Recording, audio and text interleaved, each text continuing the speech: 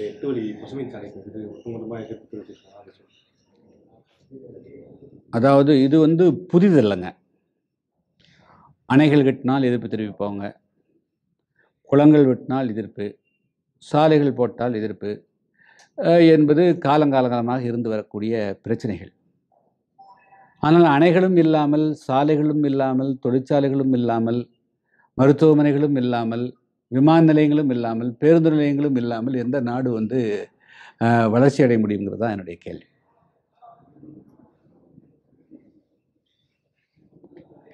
அதாவது நிலங்கள் வந்து உழுவதற்குத்தான் எல்லாத்துக்கும் உரிமை உண்டு.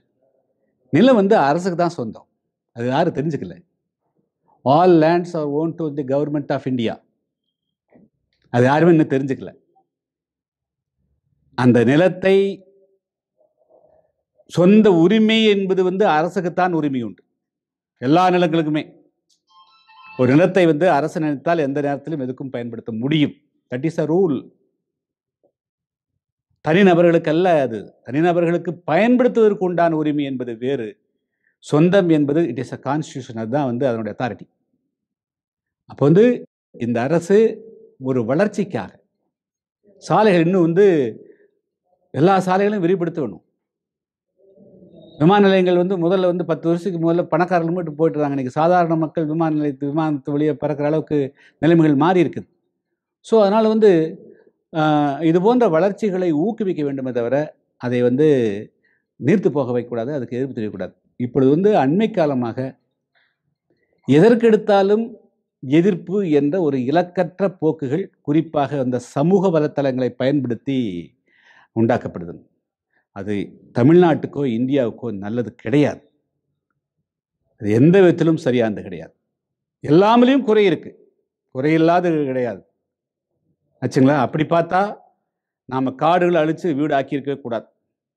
மிருகங்களுக்கு தான் இருந்து விட்டுருக்கணும். நம்ம யானை இருந்திருக்கணும், சிங்கம்புலி இருந்திருக்கணும், கரடி இருந்திருக்கணும், மான் இருந்திருக்கணும். நாம் வந்து மரத்து மேலே தான் கூடு கட்டி இருக்கணும் தவிர மலை குகையில் தான் இருக்கணும் தவிர நாம் எது காடு அழித்தோம்? நம்ம இப்போ எல்லா காடையும் வந்து நமக்கு எல்லா அழித்த காடெல்லாம் நம்ம வந்து எல்லா அரசர்களும் காடுகளை அழித்து தான் வந்து நாடாக்கிக்கிறாங்க. அப்போ அதுக்கெல்லாம் வந்து நம்ம காடு தான் ஆக்கணும் ஆச்சுங்களா. ஸோ அப்படி தான் ரிவர்ஸ் ஆக முடியும்.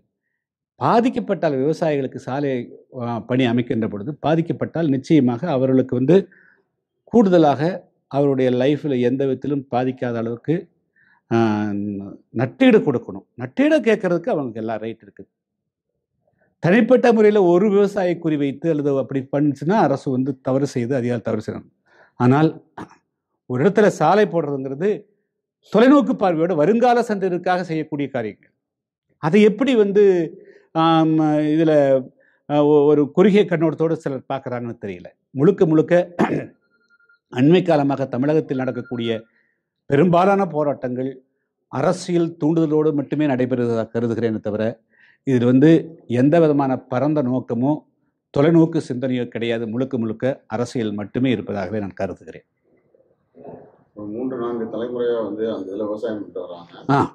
அவங்களுடைய பாதிப்பு வந்து அரசு வந்து ஏற்றுக்க தான் வேணும். அவங்க அரெஸ்ட் பண்ணுறதோ மிரட்டுவதோ அதுக்கு நியாயமா? அதாவதுங்க, முதல்ல கொள்கை வந்து தப்பா இல்லையாங்கிற சொல்லணுங்க.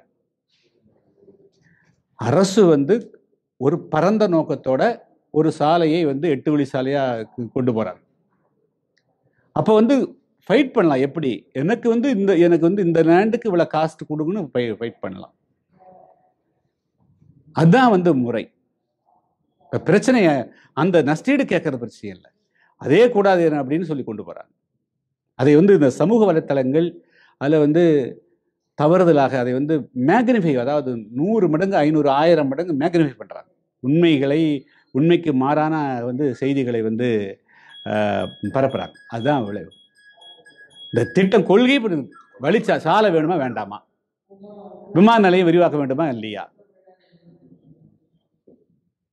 தொழிற்சாலை வரணுமா வேண்டாமா, மருத்துவமனைகள் வரணுமா இல்லையா. சரி, நான் வந்து எய்ம்ஸ் மருத்துவமனை கேட்குறோம், 200 ஏக்கர் கொடுத்தா நாங்கள் இல்லைன்னா எப்படி வரும்? ஒன்றுமே வேண்டாம்னா இந்த நாட்டில் அப்புறம் என்ன வளர்ச்சி இருக்க முடியும்? இன்னும் சொல்ற கேளுங்க, அதாவது வந்து 60 கிலோமீட்டர் 50 கிலோமீட்டர் இருக்குது இல்லைங்க, வரக்கூடிய வந்து 1 மணி நேரத்தையும் கூட பெருசாக எடுப்பாங்களா ஆச்சுங்களா. ஸோ இன்னும் 20 வருஷம் கழிச்சு 30 வருஷம் கழிச்சு நம்முடைய வேகம் எப்படி இருக்கும்? நினச்சா 2 மணி நேரத்தில் போகலாமா 3 மணி நேரத்தில் போகலாம்னு என்னதான் இருக்குல்ல. அன்னைக்கு இது அதுதான் அந்த கான்செப்ட் தான். அதனால் வளர்ச்சிகளை தடுக்கக்கூடிய சிந்தனை போக்குகள் குறிப்பாக தமிழக இளைஞரிடத்தில் இருந்து அது மாறணும். குறிப்பாக இந்த சமூக வலைத்தளங்களுடைய பிரச்சாரத்துக்கு தெரிந்தோ தெரியாமலோ படித்தவர்கள் இலக்காகிறாங்கிறதா வேதனையாக இருக்கு. அதை பகிர்றாங்க, அதை பற்றி டிஸ்கஸ் பண்ணுறதில்ல. நியூட்டன் திட்டம் இருக்குது, அதை பற்றி யாருக்கு கருத்து சொல்லணும்? ஃபிசிக்ஸ்க்கு ஒரு ஃபிசிக்ஸ் படித்தால்தான் சொல்லணும்.